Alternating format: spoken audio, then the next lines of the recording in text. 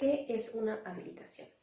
Pues bueno, teniendo en cuenta que las telecomunicaciones son toda transmisión, recepción o emisión de información, signos, señales, imágenes o sonidos a través de los distintos medios de comunicación, pues estas telecomunicaciones son un servicio de interés público.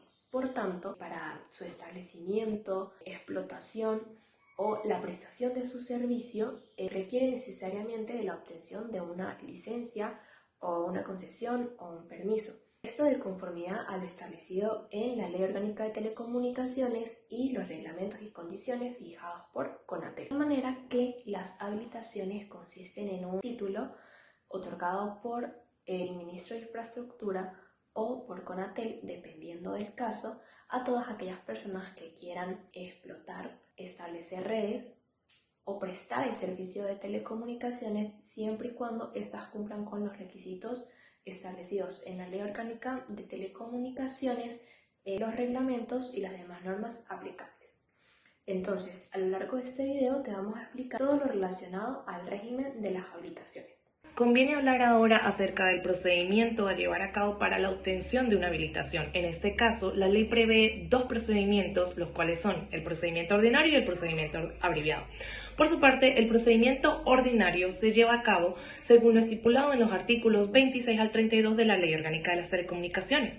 Por otra parte, el procedimiento abreviado se lleva a cabo según lo estipulado en el artículo 33 de dicha ley. Por su parte, estas solicitudes deberán ser presentadas por el interesado o el representado del mismo de conformidad con las formalidades legales correspondientes en la Oficina de Atención al Ciudadano de CONATEL. Ahora bien, la solicitud para llevar a cabo el procedimiento ordinario debe contener la identificación de la persona interesada o, en su defecto, el representante de la persona interesada, así como también el tipo de actividad de telecomunicación a llevar a cabo o para la cual se desea obtener la habilitación, descripción clara del proyecto técnico correspondiente, la referencia de los anexos donde se sustenta el proyecto y el cumplimiento de las condiciones generales, así como la dirección donde se llevarán a cabo las notificaciones o, por su defecto, el correo electrónico donde se llevarán a cabo las mismas, y por último, la firma de los interesados. Ahora, si a juicio de CONATEL esta solicitud resulta de manera ambigua o incompleta, ordenará al interesado que corrija los defectos de dicha solicitud en un plazo de 15 días hábiles a partir de su notificación. Si el interesado no los corrige o completa los aspectos de dicha solicitud que se le hubieran indicado en el lapso razonable, la Comisión Nacional de Telecomunicaciones dictará un acto en el cual declarará inadmisible la solicitud y ordenará el archivo de la misma, por lo que quedará concluido el procedimiento. Ahora, durante el lapso que tiene para decidir, CONATEL podrá solicitar al interesado información que considere pertinente y fijará a este un plazo razonable para consignarla. A partir de esta notificación del interesado, se interrumpe el procedimiento por el plazo en el que se le haya concedido al interesado para consignar la totalidad de la información solicitada. Por otra parte, cuando la Comisión Nacional de Telecomunicaciones determine que se han cumplido con los requisitos y condiciones establecidos en la ley y demás normativas aplicables, otorgará mediante un acto motivado la habilitación administrativa correspondiente o incorporará los atributos solicitados según sea el caso. Por otro lado, en el caso de los procedimientos para la obtención de habilitaciones y concesiones para las prestaciones de servicios de radio y televisión, la Comisión Nacional de Telecomunicaciones, CONATEL, presentará un informe al órgano rector a los fines de que se pronuncie en relación al otorgamiento de los títulos respectivos. Y sin embargo, este informe no creará derecho alguno al solicitante. Por su parte, si el órgano rector o la Comisión Nacional de Telecomunicaciones no se pronuncia dentro de los lapsos establecidos sobre la procedencia o no de estas solicitudes relativas a la obtención de las habilitaciones administrativas y concesiones, así como cualquier otra solicitud realizada conforme a lo establecido en la presente ley, dicho silencio se entenderá como una negativa respecto a la solicitud formulada. Por último, tenemos el procedimiento abreviado. en el que Conatel podrá decidir mediante un acto motivado abreviar el procedimiento a que se refiere en los artículos anteriores, atendiendo a la naturaleza temporal del servicio que soliciten y la urgencia que se requiera para prestarlo. Según el artículo 19 de la LOTEL, toda habilitación administrativa debe contener 4 elementos. El primer elemento es que debe ser el tipo de habilitación administrativa y sus atributos. El segundo elemento es que se debe determinar cuáles son las características de las redes y de algún otro servicio, como puede ser la zona de cobertura, de qué manera se puede acceder a ella, de qué tanta cobertura hay y el porcentaje que le corresponde a cada una de ellas.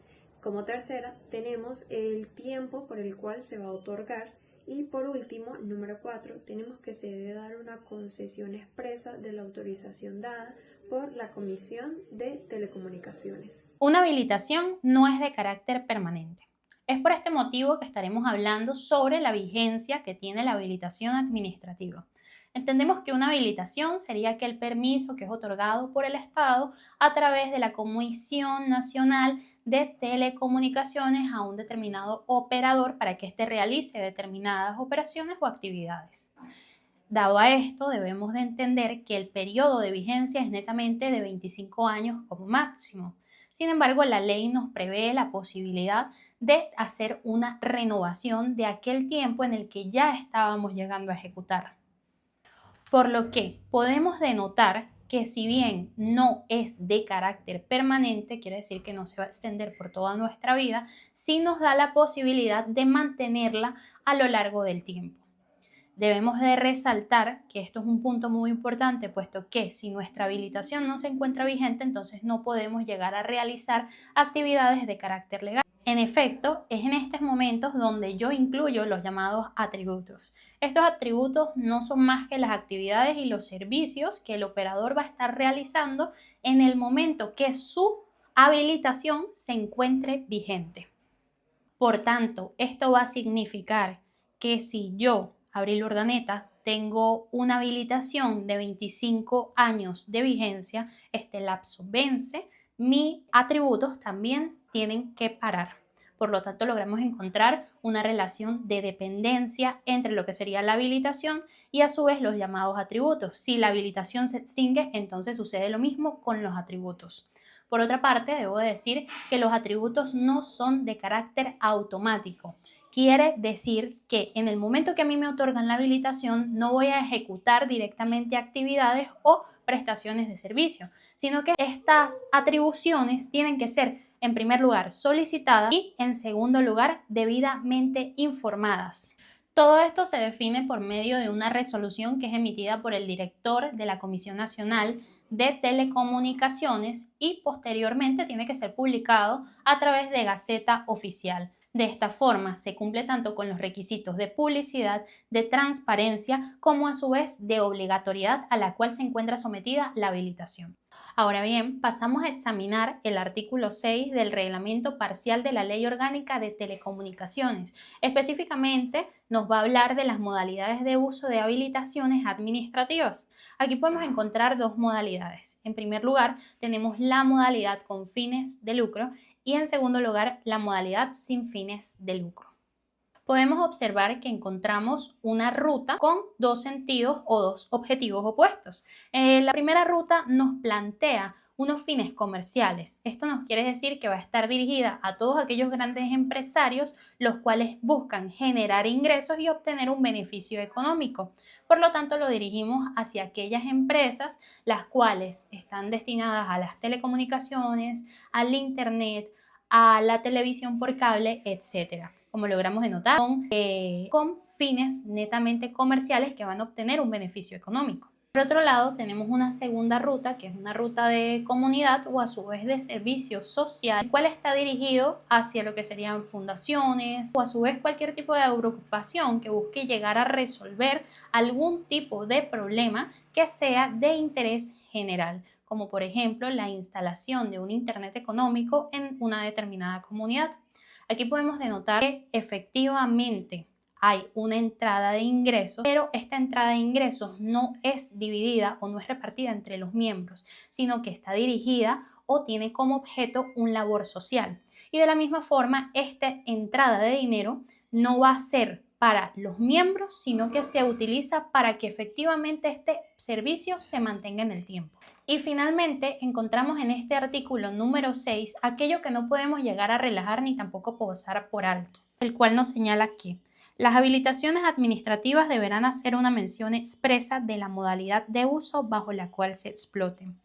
En ningún caso podrá cambiarse la modalidad de uso de una habilitación administrativa, lo cual nos quiere decir que una vez que ya tengamos fijados el tipo de uso que le vamos a dar a nuestra habilitación, la misma no se puede llegar a cambiar. En pocas palabras, si elegimos irnos por la parte del comercio para tener fines lucrativos, esta va a ser la que nos va a quedar a lo largo del tiempo. Lo mismo sucede si elegimos aquella que tiene un carácter social en la cual no me puedo llegar a lucrar ni en el presente ni tampoco en el futuro.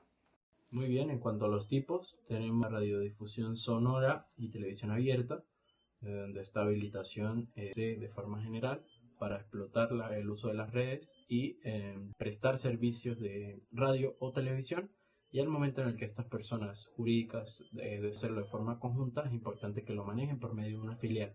¿Para qué? Para asegurar su transparencia. Muy bien.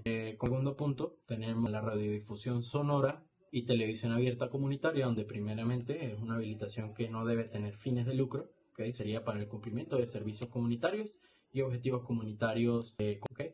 Y como tercer punto, tenemos la de radioaficionados, donde se autoriza a personas naturales para el estudio de la radiotecnia, ¿okay? Y allá de eso, en este caso, para el uso personal y profesional, además sin fines de lucro.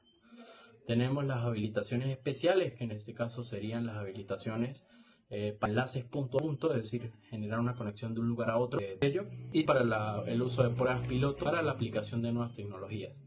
Por ende, son habilitaciones que se generan de forma especial, ya que tienen una parte del espacio radioeléctrico autorizado para ejecutar sus acciones. De él no se pueden salir y todas sus actuaciones deben ir en base a la habilitación que les otorgaron. No tienen otras facultades aparte de lo que les dieron. Por último, tenemos las habilitaciones que son las que se establecen de forma genérica, ¿okay? Lo que se autoriza es la explotación de las redes y el uso del espacio radioeléctrico con fines distintos a la radio o la televisión, y pues dirigen ya directamente, al igual que la de ser comunitarios, directamente sobre el reglamento de la Ley Orgánica de las Telecomunicaciones y la misma ley. La modificación. Según el artículo 9 de la LOTEL, la modificación procede cuando, primero, hay cesión, renuncia o cualquier otra situación que implique la pérdida de uno o más tributos de la habilitación. Y como número 2 tenemos que cuando hay un aumento en la zona de cobertura que está autorizada para prestar o explotar un tributo. Bien, en cuanto a la cesión de las habilitaciones, encontramos una prohibición por regla directa del reglamento de la Ley Orgánica de las Telecomunicaciones, donde directamente habla de que la persona que ha cedido, sobre la que se ha cedido esa habilitación, no puede cederla a un tercero. ¿Cómo se puede hacer? Los canales regulares para, ya mal llamado ceder, sería para pasar esa habilitación a otra persona, sería directamente sobre la modificación. Se hace directamente, en este caso, Conatel, que es quien autoriza la habilitación, ya que, pues, como indico, entre personas naturales o jurídicas es imposible ceder una habilitación de una sobre otra y por ende se deben recurrir a los canales regulares, que en este caso sería la modificación. ¿Por qué causa se puede extinguir una habilitación? Primeramente, por el vencimiento del plazo para el cual fue otorgada, por la renuncia de su titular, por la revocación del título, muerte de su titular si se trata de una persona natural, la disolución, extinción o quiebra si se trata de una persona jurídica. Y finalmente por el decaimiento del título, es decir, cuando se verifica que dio alguno de los requisitos.